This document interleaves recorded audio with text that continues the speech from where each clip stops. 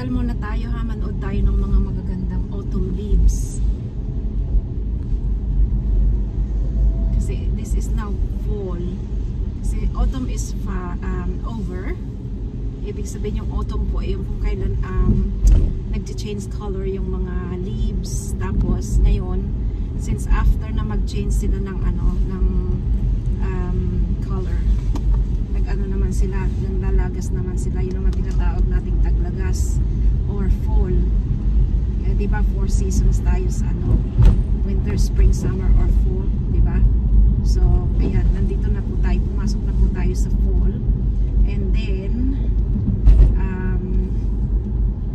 ang sunod niyan ay winter na.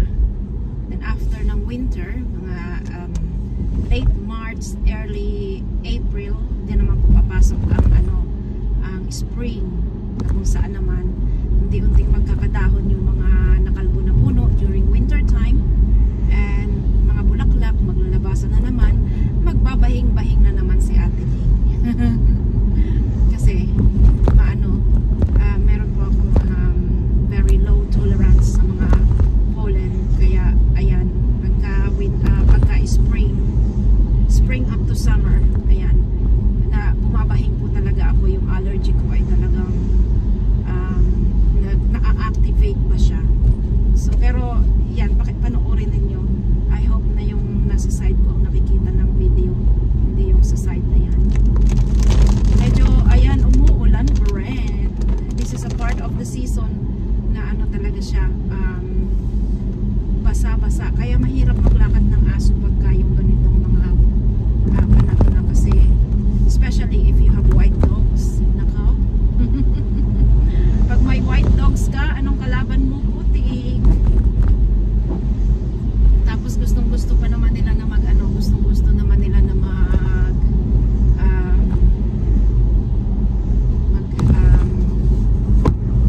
magtampisaw. Ayun, magtampisaw, yun pala yung Tagalog mo. Magtampisaw sa ulan, sa mga puddles. Ano bang tawag doon sa mga ganyang tubig na yan? May tawag pa dyan, di ba? Hindi na, sa English ang tawag dyan ay puddles. Pero ano ba yung sa Tagalog niyan? Sagmaw? Ay, sagmaw, hindi pala sagmaw. Ang sagmaw ay pagkain ng baboy. Ano? Delikado na naman ang Tagalog ko nito. Maiko-correct na naman tayo nito. So gusto ko lang makita ninyo yung kasalukuyang nangyayari ngayon sa mga leaves, kasi they are all weathering na, kumbaga weathering na yung leaves niya. Siyempre, of course, very colorful pa rin sila hanggang sa sila ay manlagas na. Kung maganda sana yung weather natin, kung halimbawa ay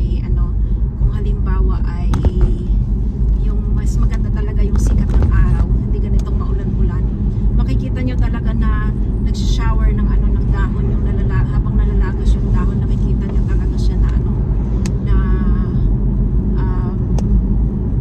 nalalaglag. So parang ang ganda niya talaga, showering with leaves. Yan ang talaga. So ito yung normal route ko naman pag pupunta ako doon sa recycling station. Ganyan po yung yung M25. Ayan ang M25. So wala namang masyadong dahon sa M25, kaya no point stopping there. Dito na lang, dito marami pang magagandang mga dito. So ang hindi ko pinaka-paboritong season, I mean to say, regarding the allergens, is yung spring and summer, dahil talagang suffering po talaga ako sa allergy. Pero ang gusto ko naman yung summer, kasi nakakapag-enjoy naman ako sa pagtatanim. Kahit bahing ng bahing, okay lang, nakakapagtanim naman, di ba? So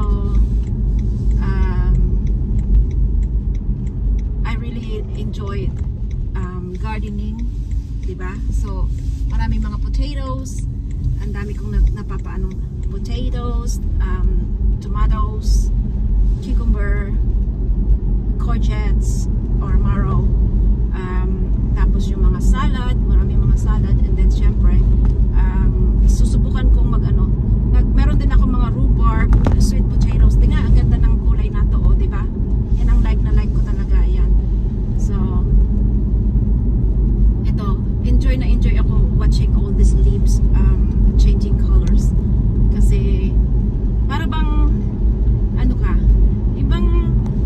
siya boring kasi meron siyang ano, hindi siya yung consistent ba yung pag-change niya ng colors, tapos hindi ano, hindi siya all year round na green lang, di ba?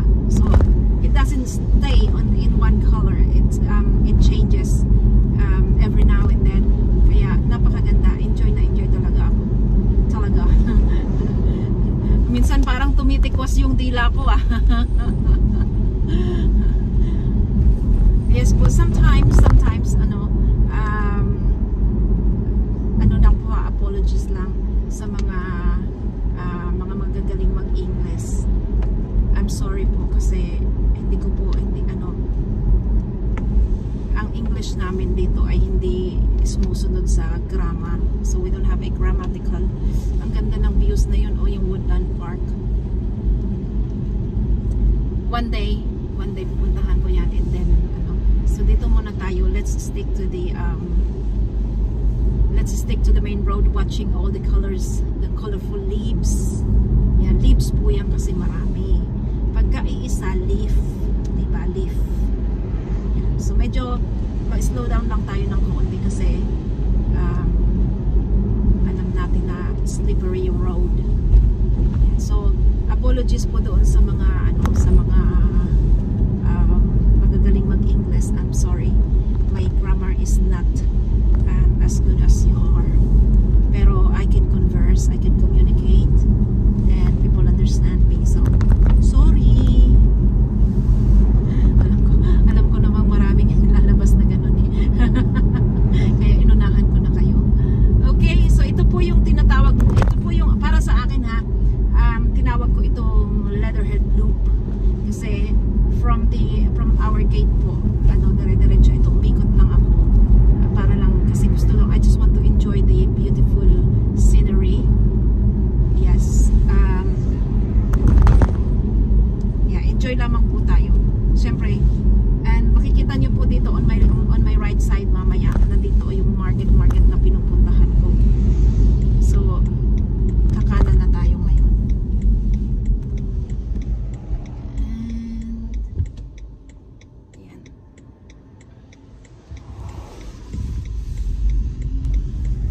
Ang gaganda, diba? It's a beautiful drive. Beautiful. So dito po yung Squires Garden Center. Ano po siya, so bali yung market na pinupuntahan ko, ano lang siya, nagre-rent lamang siya ng Crown.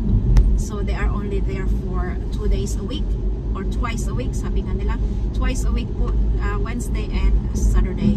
Yun lamang po ang ano nila, kasi yun lang yung inupahan nila. And then on the normal days or regular days, ano na siya, operating as a car park for the garden center. Ayun na po. O, diba?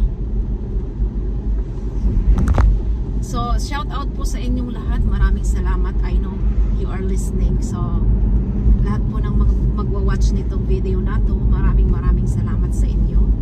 I appreciate much. Nakakatuwa po ang inyong support, and mag-iwan po kayo ng bakas para balikan ko kayo. Okay, so ito yung the best. Ito yung the best. Kaya ito talaga, I make it a point na dumaan dito. Ayan po ang the best na color. Ayan. O, diba? Ito pong malaking ano na to, itong malaking fine needles na to, dinidecorate nila yan every Christmas. Dinidecorate nila yan as a Christmas tree po. Yes. So, idadaan ko uli kayo dyan one day pagka na-decorate na siya. Kasi ano pa lang ngayon, almost October pa lang ngayon, so hindi pa siya hindi pa sila ready.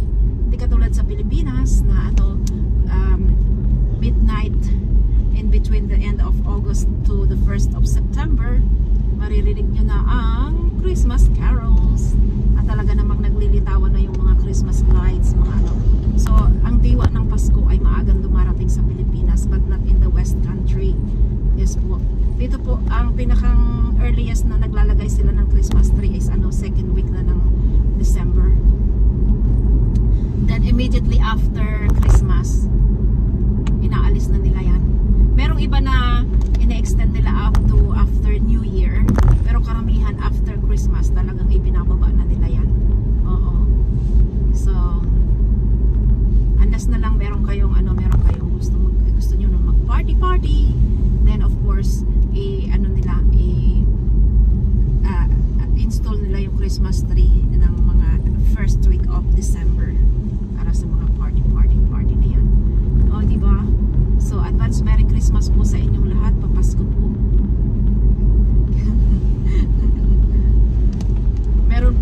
meron pong joke na lumulutang sa isip ko pero hindi ko sasabihin at baka ako'y malabash. So, thank you po sa inyong lahat. Ito po, naikot na tayo. Isang lang po ito, one loop lang yung ginawa natin para makita natin yung kagandahan ng yung kagandahan ng mga autumn leaves na now it's falling, di ba? Kasi full na po tayo ngayon. Yeah, taglagas na. So, halos wala nang matitira yan. Eventually, makakalbo na lahat yan. So, once na nakalbo na lahat yan, iikot ko uli kayo para makita ninyo naman kung ano yung hitsura ng mga puno na yan. Not all of them actually. Not all of them. May mga evergreens po naman. Pero not all of them actually nakakalbo. So, tingnan nyo ito. Ang ganda-ganda niya, diba? So, hindi po lahat yan ay nakakalbo. Only yung mga puno lang na nakikita nyo naman na change na yung colors. Yun lamang po ang mga nakakalbo. Pero mayroon tayong mga evergreen na forever po yan na green. Hindi po yan nagpapalit ng color. Ang arte. ang arte ng dila ko. Ang arte ng dila ko na nagpapalit ng color. Oh, di ba? May tumitikwas na yung dila, ha? Okay lang 'yon. Okay lang 'yon basta yung mga daliri ko hindi tumikwas, o di ba? And ayan po yung aking yung dentist ko. See? And this time then kakaliwa po tayo.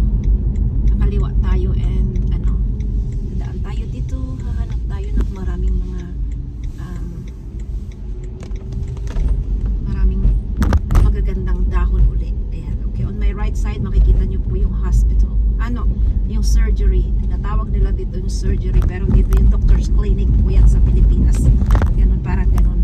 Parang health center. Health center kaya lang merong regular na mga doctors and nurses, parang ganun. Private, hindi naman po siya private. Actually hindi siya private kasi national national health. Doon ako nagpupunta. Then of course sila ang nagre-refer sa ayo. Diba pupunta ka sa doctor tapos meron silang kailangan i-refer ka nila sa sa iba't ibang location. Ayan, diba ang gaganda ng mga damo. So yes, ang ganda, diba? Ang ganda, super. So we have now hindi ko alam kung ilang minutes itong drive natin na to.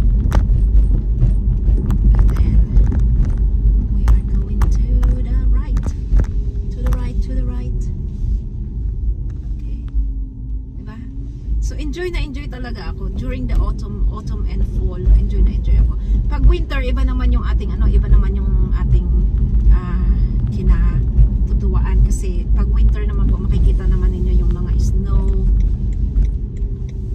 Ayan. Parang kakanta tayo ng doon. Pag winter naman kakanta tayo ng winter snow is falling down, Jordan's wrapping all around. Yan.